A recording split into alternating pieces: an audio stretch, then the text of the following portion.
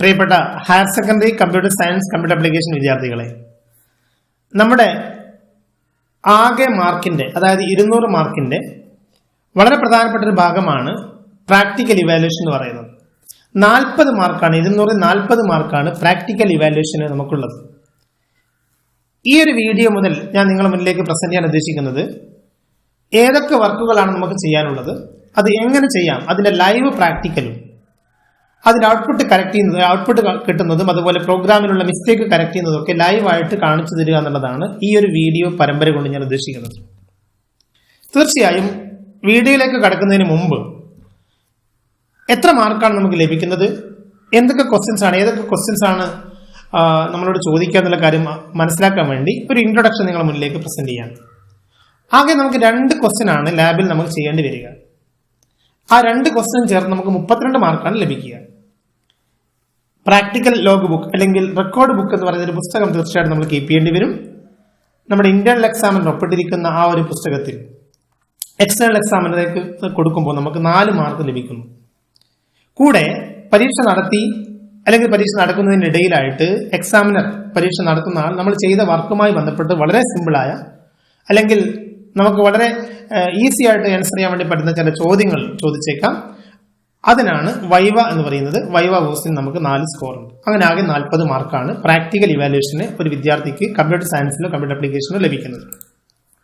ഇതിൽ C++ നിർബന്ധമായിട്ട് നമ്മൾ ചെയ്യേണ്ട ഒരു വർക്കാണ്. C++ൽ 16 മാർക്കാണ്. C++ന്റെ കോഡ് എഴുതി അതേപോലെ അതിന്റെ ഔട്ട്പുട്ട് കാണിച്ചു കൊടുത്തു. ഇനി എന്തെങ്കിലുമൊക്കെ ചെറിയ മാറ്റങ്ങളൊക്കെ ഈ എക്സാമിന് നമ്മളോട് ചോദിച്ചു കഴിഞ്ഞാൽ അതും ചെയ്യാൻ നമുക്ക് സാധിച്ചു കഴിഞ്ഞാൽ 16 മാർക്ക് നമുക്ക് C++ ലഭിക്കും. പ്രോഗ്രാം എഴുതുന്നതിന് 8 മാർക്കുണ്ട്, ഔട്ട്പുട്ട് കാണിച്ചു കൊടുക്കുന്നതിനും അതിന് ചില മാറ്റങ്ങൾ എന്തെങ്കിലും ആവശ്യമാണെങ്കിൽ വരുത്തുന്നതിനും 8 മാർക്ക്, ആകെ 16 മാർക്ക്. വെബ് ആപ്ലിക്കേഷൻസിലേക്ക് വരുമ്പോൾ HTML, ജാവാസ്ക്രിപ്റ്റ് അതേപോലെ കമ്പ്യൂട്ടർ സയൻസ് വിദ്യാർത്ഥികളാണെങ്കിൽ PHP ഉൾപ്പെടെയുള്ള വെബ് ആപ്ലിക്കേഷൻസിന് 16 മാർക്കാണ് അതിനുമുള്ളത്. ഓക്കെ, C++ ചോദിക്കും, എന്തായാലും C++ന്റെ വർക്ക് എന്തായാലും ചോദിക്കാനുണ്ടാവും. പക്ഷെ വെബ് ആപ്ലിക്കേഷനോ അല്ലെങ്കിൽ പിന്നീട് നമ്മൾ വരുന്ന SQL ഏതെങ്കിലും ഒന്നുമാണ് ചോദിക്കുക. അപ്പൊ ആകെ 2 ക്വസ്റ്റ്യൻ ആണ്. ഒന്നുകിൽ ഒരു ക്വസ്റ്റ്യൻ എന്തായാലും C++ ആയിരിക്കും, രണ്ടാമത്തെ ക്വസ്റ്റ്യൻ ഒന്നുകിൽ വെബ് ആപ്ലിക്കേഷൻ ആയിരിക്കും അല്ലെങ്കിൽ SQL ആയിരിക്കും. ഇതാണ് സാധാരണ ചെയ്യുന്ന ഇതുവരെ ഈ ഒരു നോം പ്രാക്ടിക്കലായിട്ട് ബന്ധപ്പെട്ടിരിക്കുന്ന റൂൾസ് വന്നതിന് ശേഷം ആ ഒരു രീതിയിലാണ് മുന്നോട്ട് പോയിക്കൊണ്ടിരിക്കുന്നത്. ഓക്കെ, വെബ് ആപ്ലിക്കേഷൻ നമുക്ക് ആകെ 16 മാർക്കാണ്, കോഡ് ചെയ്യുന്നതിന് 8 മാർക്കാണ്, ഔട്ട്പുട്ട് കാണിച്ചു കൊടുക്കുന്നതിന് 6+2 8 മാർക്കാണ്. ഓക്കെ, SQLിലേക്ക് വരുമ്പോഴും ഇതേ രീതിയിൽ തന്നെ 16 മാർക്കാണ് ആകെയുള്ളത്. സ്കോർ ഡിസ്ട്രിബ്യൂഷൻ ശ്രദ്ധിക്കുക. കോഡ് അതായത് പ്രത്യേകിച്ച് ഇവിടെ കമന്റ്സ് ആണ്, പ്രോപ്പർ കമന്റ്സ് ക്ലോസസ് ഒക്കെ ഉപയോഗിക്കുന്നതിന് SQL കമന്റ്സ് ചെയ്യുന്നതിന് 8 മാർക്ക്, അതുപോലെ അതിന്റെ ഔട്ട്പുട്ടിന് 8 മാർക്ക്. ഇതൊക്കെ വിശദമായി നമുക്ക് കാണാം. ഇതിന്റെ കോഡും കമന്റ്സ് ഒക്കെ നമ്മൾ പിന്നീട് ക്ലിയർ ആയിട്ട് ഔട്ട്പുട്ട് കാണിച്ചു തരുന്ന രീതി അല്ലെങ്കിൽ ലൈവായിട്ട് നിങ്ങളുടെ മുന്നിലേക്ക് പ്രോഗ്രാം ചെയ്ത് കാണിക്കുന്ന രീതിയിലാണ് ഞാൻ ഈ വീഡിയോ ഉദ്ദേശിക്കുന്നത്.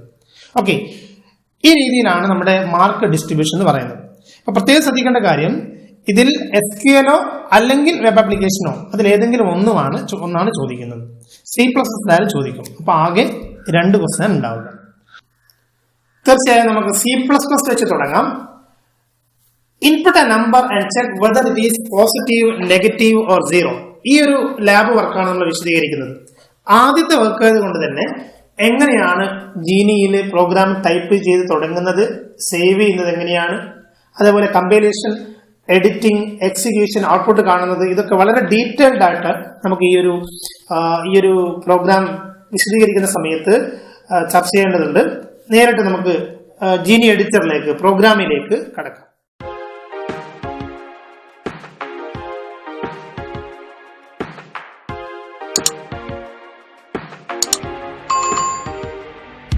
ആദ്യമായി നമ്മൾ ചെയ്യേണ്ടത് ഒരു എഡിറ്റർ ഓപ്പൺ ചെയ്യുക എന്നുള്ളതാണ്. അതായത് ഇവിടെ നമ്മൾ ഉപയോഗിക്കുന്നത് ജീനി എഡിറ്റർ ആണ്.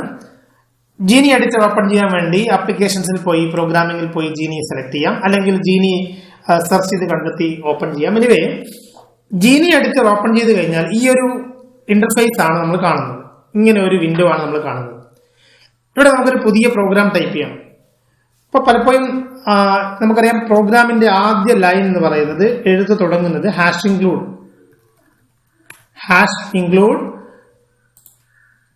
IOStream എന്നുള്ള ഈ ഒരു ലൈൻ വെച്ചാണ്. പിന്നീട് നമുക്കറിയാം യൂസിങ് നെയിം സ്പേസ് std ഇങ്ങനെയാണ് നമ്മൾ ടൈപ്പ് ചെയ്ത് വരാറ്.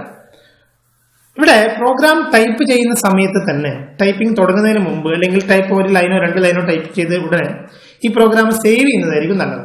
സേവ് ചെയ്യാൻ വേണ്ടി ഫയലിൽ പോയിട്ട് സേവ് ആസ് സെലക്ട് ചെയ്ത് ഒരു ഫോൾഡർ നമ്മൾ നേരത്തെ തന്നെ ഡെസ്ക്ടോപ്പിലോ അല്ലെങ്കിൽ വേറെ ഏതെങ്കിലും ഒരു സ്ഥലത്ത് ക്രിയേറ്റ് ചെയ്ത് അവിടെ സേവ് ചെയ്യുന്നതായിരിക്കും നല്ലത്. ഞാനിവിടെ CPP കോഡ്സ് എന്ന ഫോൾഡറിലാണ് ഇത് സേവ് ചെയ്യുന്നത്.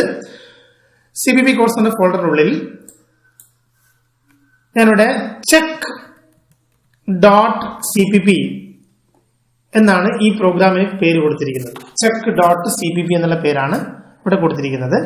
അപ്പോൾ സേവ് ചെയ്തതിന് ശേഷം എന്താണ് ഇതിനുള്ള മാറ്റങ്ങൾ നമുക്ക് കാണാം. ഇതിന്റെ കീവേഡ് യൂസിങ് നെയിം സ്പേസ് ഒക്കെ കീവേഡാണ്. ഇതിന്റെ കളർ മാറിയതായിട്ട് നമുക്ക് കാണാം. അതുകൊണ്ട് നമ്മൾ ആദ്യം ചെയ്യേണ്ടത് പ്രോഗ്രാം ടൈപ്പ് ചെയ്ത് തുടങ്ങുന്ന സമയത്ത് തന്നെ സേവ് ചെയ്യുക എന്നുള്ളതാണ്. പലപ്പോഴും നമ്മൾ വിദ്യാർത്ഥികൾ ചെയ്യാറ് പ്രോഗ്രാം ടൈപ്പ് ചെയ്ത് എല്ലാം കഴിഞ്ഞതിന് ശേഷം സേവ് ചെയ്യുക എന്നുള്ളതാണ്. അങ്ങനെയല്ല ചെയ്യേണ്ടത്. ഏതൊരു ഡോക്യുമെന്റും ഏതൊരു ഫയലും നമ്മൾ തുടങ്ങുമ്പോൾ ആദ്യം തന്നെ സേവ് ചെയ്തതിന് ശേഷമാണ് ബാക്കി ടൈപ്പ് ചെയ്യേണ്ടത്. പിന്നെ ഇടയ്ക്ക് അവസാനം സേവ് ചെയ്തുകൊണ്ടിരിക്കുക എന്നുള്ളതാണ് ചെയ്യേണ്ട കാര്യം. അപ്പൊ നേരിട്ട് നമുക്ക് പ്രോഗ്രാമിലേക്ക് തന്നെ വരാം. യൂസിങ് നെയിം സ്പേസ് std കഴിഞ്ഞു. ഇനി ഇൻഡ് മെയിൻ ആണ്. ഇൻഡ് മെയിൻ എല്ലാ പ്രോഗ്രാമിന്റെയും എക്സിക്യൂഷൻ സ്റ്റാർട്ട് ചെയ്യുന്നത് മെയിൻ ഫംഗ്ഷൻ എന്നാണ്. മെയിൻ നമുക്ക് വേണ്ടത് കുറച്ചുകൂടെ ഞാൻ സൈസ് കൂട്ടുന്നു. നമുക്കിത് കാണാൻ വേണ്ടി കുറച്ചുകൂടെ സൈസ് കൂട്ടുന്നു. Ctrl+Shift+ അടിച്ച് കഴിഞ്ഞാൽ ഇങ്ങനെ സൈസ് കൂടും. ഒരു വേരിയബിൾ ഡിക്ലെയർ ചെയ്യുന്നു. ഒരു സംഖ്യ റീഡ് ചെയ്തിട്ട് അത് നെഗറ്റീവ് ആണോ പോസിറ്റീവ് ആണോ അല്ലെങ്കിൽ 0 ആണോ എന്നാണ് ചെക്ക് ചെയ്യേണ്ടത്. ഇന്ത്യൻ ഈ നമ്പർ നമ്മൾ റീഡ് ചെയ്യണം. സോ cin ആദ്യം വേരിയബിൾ ഡിക്ലെയർ ചെയ്യുന്നു. പിന്നെ ആ നമ്പർ നമ്മൾ റീഡ് ചെയ്യുന്നു. ഈ റീഡ് ചെയ്തിരിക്കുന്ന നമ്പർ ഈസ് n <0 ആണെങ്കിൽ n 0 ചെറുതാണെങ്കിൽ നമുക്ക് എന്ത് പറയാം? cout നെഗറ്റീവ് ആണെന്ന് പറയാം. നെഗറ്റീവ് ആണെന്ന് പറയാം. അല്ലെങ്കിലോ അല്ലെങ്കിൽ നമുക്കൊരു കാര്യം ചെക്ക് ചെയ്യാം. n else if അല്ലെങ്കിൽ പിന്നെ n <0 ആണോ എന്ന് ചെക്ക് ചെയ്യാം. ഓക്കെ, അപ്പൊ n <0 ആണെങ്കിൽ നെഗറ്റീവ് ആണ്. ഇനി <0 ആണെങ്കിൽ തീർച്ചയായിട്ടും എന്താണ്? പോസിറ്റീവ് ആണ് എന്ന് പറയാം. ഇത് രണ്ടുമില്ലാത്തൊരു കേസ് ഉണ്ടല്ലോ. n <0 ആണെങ്കിൽ നെഗറ്റീവ്, <0 ആണെങ്കിൽ പോസിറ്റീവ്. ഇത് രണ്ടും അല്ലെങ്കിൽ എന്ത് പറയാം? ഇത് രണ്ടും അല്ലെങ്കിൽ എൽസ്, ഇത് രണ്ടുമല്ലെങ്കിൽ നമുക്ക് എന്ത് പറയാം?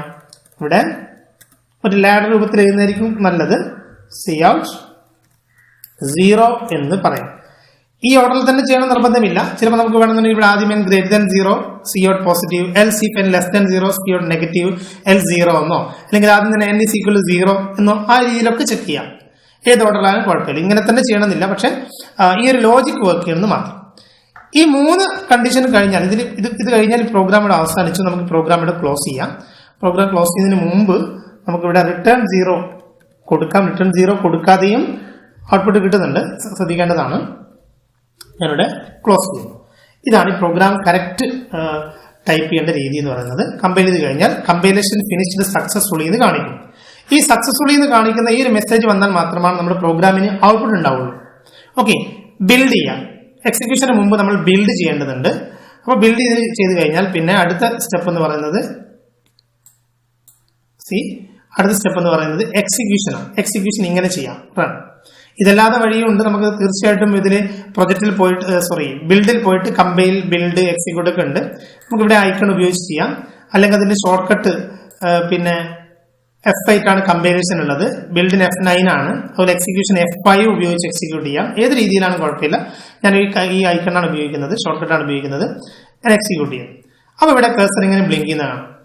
ഈ ബ്ലിങ്ക് ചെയ്യുന്നത് എന്തിനു വേണ്ടിയാണെന്ന് നമുക്ക് ഒരു നമ്പറിന് വേണ്ടിയാണ്. അപ്പൊ ഞാൻ 5 എന്ന നമ്പർ ഇവിടെ കൊടുത്തു. അപ്പൊ ഔട്ട്പുട്ട് എന്താണ്? പോസിറ്റീവ് എന്നാണ്. അപ്പൊ 5 കൊടുത്തപ്പോൾ എനിക്ക് പോസിറ്റീവ് എന്ന് കിട്ടി. സപ്പോസ് ഞാൻ കൊടുത്തിരിക്കുന്നത് -6 ആണെങ്കിൽ ഔട്ട്പുട്ട് എന്താണ്? നെഗറ്റീവ് എന്നുള്ള ഔട്ട്പുട്ട് കിട്ടി. ക്ലിയർ? ഇനി ഞാൻ കൊടുത്തിരിക്കുന്നത് 0 ആണെങ്കിൽ, സപ്പോസ് ഇവിടെ 0 ആണ് കൊടുക്കുന്നതെങ്കിൽ തീർച്ചയായിട്ടും ഔട്ട്പുട്ട് 0 ആയിട്ട് നമുക്ക് ഔട്ട്പുട്ട് കിട്ടുന്നു.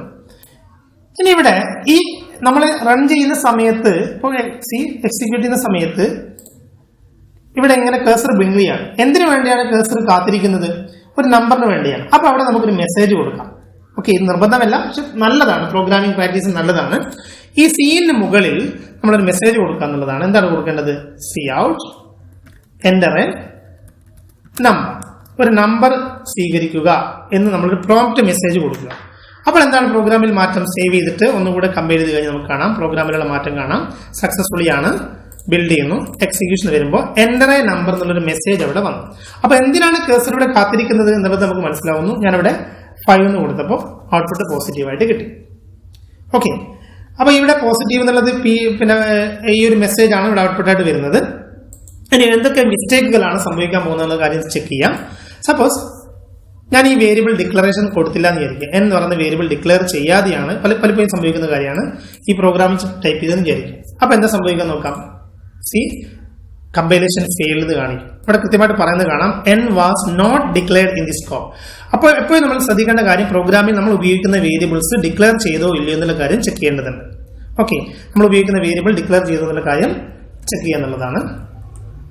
അപ്പൊ നമ്മുടെ ഇൻഡ് n.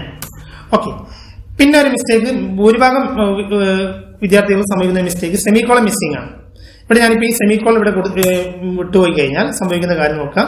ഇവിടെ എറർ പറയുന്നു കമ്പൈലേഷൻ ഫിനിഷ്ഡ് എക്സ്പെക്ടഡ് സെമിക്കോളൻ എന്ന് കാണും. അപ്പൊ നമ്മൾ ഈ എറർ മെസ്സേജ് വായിച്ചു നോക്കി കഴിഞ്ഞാൽ തന്നെ നമുക്ക് തന്നെ കറക്റ്റ് ചെയ്യാൻ വേണ്ടി സാധിക്കും. സെമിക്കോളൻ മിസ്സായി എന്ന് ഇവിടെ പറയുന്നത് കാണാം. എല്ലാ പ്രോഗ്രാമും ഞാൻ ഇതുപോലെ വിശദീകരിക്കില്ല. ആദ്യ പ്രോഗ്രാം ആയതുകൊണ്ടാണ് ഇത്തരം എറേഴ്സ് ഒക്കെ നിങ്ങളുടെ മുന്നിലേക്ക് വിശദീകരിക്കുന്നത്. അപ്പൊ നമ്മൾ സെമിക്കോളൻ കൊടുക്കണം. പിന്നെ കാണുന്ന പൊതുവിലുള്ള ഒരു മിസ്റ്റേക്ക് എന്ന് പറയുന്നത് ഈ ഈഫിന്റെ അവസാനത്തിൽ സെമിക്കോളൻ കൊടുക്കുക എന്നുള്ളതാണ്. ഈഫിന്റെ അവസാനത്തിൽ സെമിക്കോളൻ കൊടുക്കുന്നതോടുകൂടി ആ ഈഫോട് അവസാനിക്കുകയാണ്. അപ്പൊ അത് മിസ്റ്റേക്കാണ്. ഈഫ്, വൈല്, ഫോർ പോലെയുള്ള കൺട്രോൾ സ്റ്റേറ്റ്മെന്റ്സിന്റെ അവസാനത്തിൽ നമ്മൾ സെമിക്കോളൻ കൊടുക്കാൻ വേണ്ടി പാടില്ല. അപ്പൊ ഈ എറർ വരും. കാരണം പിന്നീടുള്ള സ്റ്റേറ്റ്മെന്റ്സ് ഈഫിന്റെ പുറത്തേക്ക് പോകും. അപ്പൊ അതിന് അർത്ഥമില്ലാതെ പോകും. അതുകൊണ്ട് സെമിക്കോളൻ കൊടുക്കാൻ വേണ്ടി പാടില്ല. അതുപോലെ മെയിൻ ഫംഗ്ഷന്റെ തുടക്കത്തിൽ ചില ആൾക്കാർ മെയിൻ സെമിക്കോളൻ കൊടുക്കുന്ന കാണാറുണ്ട്. അതും എററാണ്. ഓക്കെ, അപ്പൊ ഇത്തരം മിസ്റ്റേക്കുകളൊക്കെ ഒഴിവാക്കിയിട്ട് വേണം നമ്മൾ പ്രോഗ്രാം ടൈപ്പ് ചെയ്യാൻ. അപ്പൊ കാര്യം ക്ലിയർ ആണല്ലോ. പിന്നെ ഈ ഓപ്പണിംഗ് ബ്രേസും ക്ലോസിംഗ് ബ്രേസും ഇവിടെ ഒരു ഓപ്പണിംഗ് ബ്രേസും ക്ലോസിംഗ് ബ്രേസും മാത്രമേ ഉപയോഗിച്ചിട്ടുള്ളൂ. പിന്നീട് ഒരു കാര്യം കൂടെ ശ്രദ്ധിക്കാനുള്ളത്, ഈ ഇവിടെ ഈഫ് കഴിഞ്ഞിട്ട് ഞാനിവിടെ ഓപ്പണിംഗ് ബ്രേസ് കൊടുത്തിട്ടില്ല. ചില കുട്ടികൾക്ക് ഓപ്പണിംഗ് ബ്രേസും അതുപോലെ ഇവിടെ ക്ലോസിംഗ് ബ്രേസും കൊടുക്കുന്നത് കാണാറുണ്ട്. അതിന് കുഴപ്പമില്ല. അങ്ങനെ കൊടുക്കുകയാണെങ്കിൽ നമ്മൾ എല്ലാ ബ്ലോക്കിന്റെ ഉള്ളിലും കൊടുക്കുന്നതിന് കുഴപ്പമില്ല. പക്ഷെ ഈഫിന്റെയും എൽസിന്റെയും ഇടയിൽ ഒരു ലൈന് മാത്രമേ ഉള്ളൂ എങ്കിൽ അവിടെ ഈ ഓപ്പണിംഗ് ബ്രേസും ക്ലോസിംഗ് ബ്രേസും കൊടുക്കേണ്ടതില്ല. ഒരു ലൈന് മാത്രമേ ഉള്ളൂ എങ്കിൽ പ്രത്യേകം ശ്രദ്ധിക്കേണ്ടത് ഈഫിന്റെയും എൽസിന്റെയും ഇടയിൽ അല്ലെങ്കിൽ രണ്ട് ഈഫ് എൽസിന്റെ ഇടയിൽ 2 ലൈൻസ് ഉണ്ടെങ്കിൽ നിർബന്ധമായിട്ടും, ഒന്നിൽ കൂടുതൽ സ്റ്റേറ്റ്മെന്റ്സ് ഉണ്ടെങ്കിൽ നിർബന്ധമായിട്ടും ഈ ഓപ്പണിംഗ് ബ്രേസും ക്ലോസിംഗ് ബ്രേസും കൊടുക്കേണ്ടതുണ്ട് എന്നുള്ള കാര്യം ശ്രദ്ധിക്കുക. ഓക്കെ, പിന്നെ ഒരു കാര്യം കൂടി പറഞ്ഞാൽ ഈ വർക്കൗട്ട് അവസാനിപ്പിക്കുകയാണ്. ചില വിദ്യാർത്ഥികൾ ഇങ്ങനെ ഇന്ത്യ എൻ എഴുതിയതിനു ശേഷം ഇതിന് മുകളിൽ ഇങ്ങനെ ടൈപ്പ് ചെയ്ത് പോകാറുണ്ട്. Indian C enter A number എന്നിട്ട് ഇവിടെ തന്നെ CNN എന്ന് പറഞ്ഞു. ഇത് ശരിയാണോ? ഇങ്ങനെ എപ്പോഴെങ്കിലും നമ്മൾ ടൈപ്പ് ചെയ്യേണ്ടി വന്നാൽ, അങ്ങനെ ഒരു സാഹചര്യം എഴുതുന്ന സമയത്താണെങ്കിലും ടൈപ്പ് ചെയ്യുന്ന സമയത്താണെങ്കിലും ഇങ്ങനെ ചെയ്താൽ ഒരു മിസ്റ്റേക്ക് ഉണ്ടാവില്ല എന്നുള്ള കാര്യം ശ്രദ്ധിക്കുക. സക്സസ്ഫുള്ളി ആണ്. അതായത് ലൈൻസിനല്ല പ്രാധാന്യം. അടുത്ത ലൈനിലേക്ക് ടൈപ്പ് ചെയ്യുന്നതുകൊണ്ട് പ്രത്യേകിച്ച് പ്രാധാന്യമൊന്നും ഇല്ല. എല്ലാ കാര്യവും നമുക്ക് ഇങ്ങനെ ഒന്നിച്ച് ടൈപ്പ് ചെയ്ത് പോവാം. അത് വർക്ക് ചെയ്യും. ഈ അടുത്തതും ഇതിങ്ങോട്ട് എടുത്താലും ഇത് വർക്ക് ചെയ്യും. ഒരു കുഴപ്പമുണ്ടാവില്ല. കാര്യം മനസ്സിലായല്ലോ. അതുകൊണ്ട് ലൈൻസിന് പകരം സെമിക്കോളനാണ്. ഇത് ഓരോന്നും സെപ്പറേറ്റ് ചെയ്യുന്നത് സെമിക്കോളൻ ആണെന്നുള്ള കാര്യം മനസ്സിലാക്കുക. എന്ന് പറഞ്ഞാൽ എല്ലാം കൂടി ഒരു ലൈനിൽ ടൈപ്പ് ചെയ്യണമെന്ന് ഞാൻ ഒരിക്കലും പറയുന്നില്ല. അതൊരിക്കലും സജസ്റ്റ് ചെയ്യാൻ പറ്റുന്ന ഒരു മെത്തേഡും അല്ല.